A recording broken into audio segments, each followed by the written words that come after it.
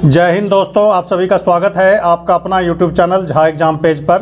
दोस्तों, आज के इस वीडियो में हम एसएससी जीडी आज जो हुआ है पेपर, यानी सेकंड शिफ्ट और थर्ड शिफ्ट का क्वेश्चन लेकर के आए हैं। इसका एनालिसिस करेंगे और इसमें हम देखेंगे कि किस तरह के क्वेश्चन एसएससी जीडी में पूछा जा रहा है इस बार, इसका लेवल क्या है और आगामी जो भी एग्ज़ाम है एसएससी जीडी का, उसमें लगभग इसी तरह के क्वेश्चन रहेंगे। तो आपके लिए एक आइडिया हो जाएगा कि इस तरह के क्वेश्चन आप पढ़ के जाते हैं तो ज़्यादा से ज़्यादा कर पाएंगे एसएससी जीडी में। जिन छात्रों का अभी एग्ज़ाम बाकी है, जिसको देना है अभी, उनके लिए बहुत ही अच्छा होगा। इस वीडियो को ज़रूर देखना, अंत तक देखना। कुछ क्वेश्चन जो बच्चे हमें भेजे हैं लिख करके, कुछ फ़ोन पर जो बताए हैं, उस क्वेश्चन को हम लेकर के आए हैं। इसी तरह के क्वेश्चन एक मोटा मोटी आइडिया आपको मिल जाएगा। तो इसमें पहला क्वेश्चन जो हम बच्चों ने भेजा है उसमें है उस्ताद बुंदू खान किस वाद्य यंत्र से संबंधित है। ये तो बुंदू खान के बारे में पूछा जा रहा है कि किस वाद्य यंत्र से संबंधित है, तो सारंगी, ये सारंगी बजाते थे। और तो आपको ये ज़रूर पूछा जाएगा अगले शिफ्ट में जो भी एग्ज़ाम होंगे, तो वाद्य यंत्र से संबंधित लगभग क्वेश्चन एक ही जैसा होता है। तो ये सब वाद्य यंत्र के बजाने वाले जो लोग हैं उनके बारे में ज़रूर जानकारी आप इकट्ठा कर लें। अगला क्वेश्चन जो पूछा गया है वो है गांधी इरविन समझौता। गांधी इरविन समझौता कब हुआ था? तो गांधी इरविन समझौता के बारे में आप जानकारी ले लें 5 मार्च 1931 को। तो इससे संबंधित आपसे पूछा जा सकता है। तो इस तरह के क्वेश्चन को देखना आप। भारत देश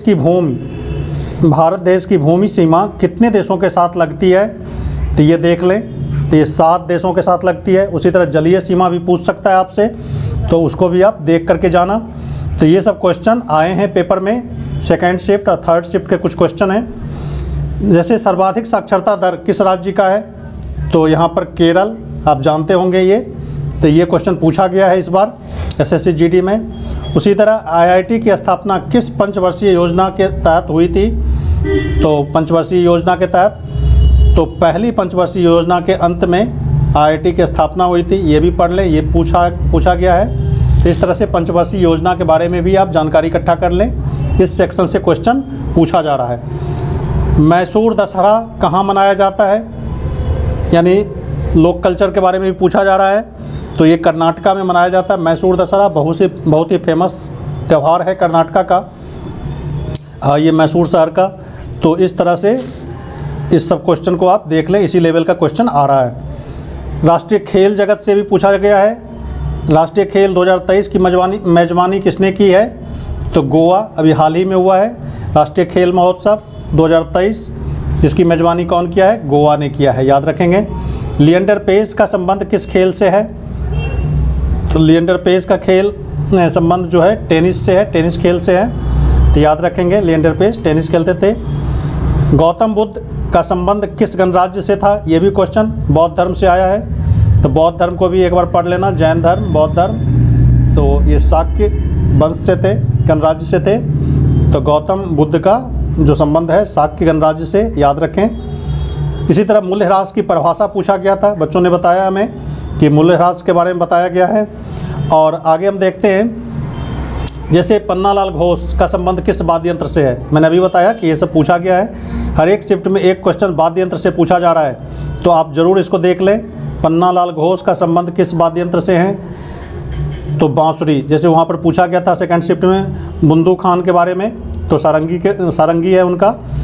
तो उसी तरह पन्नालाल घोष का यहाँ पर बांसुरी, ये थर्ड शिफ्ट में पूछा गया है, तो इसको आप देख लें। संविधान सभा का गठन कब हुआ?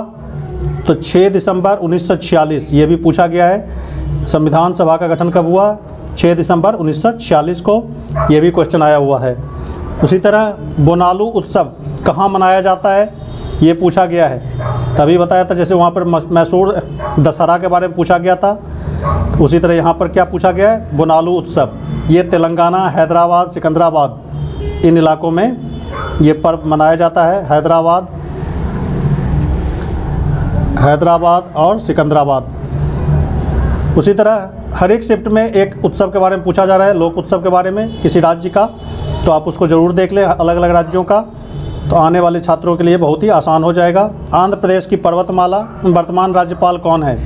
आंध्र प्रदेश की वर्तमान राज्यपाल के बारे में पूछा गया है। तो ये अब्दुल नज़ीर, अभी वर्तमान में अब्दुल नज़ीर हैं, ये न्यायमूर्ति रहे हैं, रिटायर्ड हैं। ये अब्दुल नज़ीर आंध्र प्रदेश के वर्तमान राज्यपाल हैं। तो ये सब क्वेश्चन पूछा गया है, इसी लेवल का क्वेश्चन आप ज़रूर तैयारी करके जाएं। कुछ खेल से संबंधित शब्दावली पूछा गया, जैसे इसमें बैडमिंटन से पूछा गया था। आरबीआई का उद्देश्य मकसद पूछा गया था, 4 ऑप्शन दिया हुआ था, तो ये सब आप देख लें। ध्वनि का मात्रक पूछा गया, साइंस से ध्वनि का मात्रक पूछा गया था। डेसिबल में ध्वनि को मापते हैं। उसी तरह भारत के दूसरे सीडीएस के बारे में पूछा गया है। दूसरा सीडीएस कौन है? तो अनिल चौहान। पहले थे बिपिन रावत। पहला सीडीएस कौन थे? बिपिन रावत, जिनका निधन हो गया था एक विमान दुर्घटना में। तो ये पहले सीडीएस थे। पहले सीडीएस अभी अनिल चौहान हैं। तो ये इसके बारे में जानकारी आप ले लें। और आगे लिएंडर पेज का संबंध ये किससे है? तो टेनिस, अभी बताया मैंने। कुछ विलोम शब्द हिंदी में पूछे गए जो बच्चों को याद था, उन्होंने बताया। जैसे उल्लास का बताया था, विलोम शब्द क्या होगा? तो उल्लास का होता है उदास। ऐसे कुछ विलोम शब्द। उत्साह का निरुत्साह लिख लें, ये पूछा गया था। उत्साह का विलोम शब्द पूछा गया था निरुत्साह। उसी तरह बिरल का पूछा गया है, तो बिरल का क्या होता है? सघन।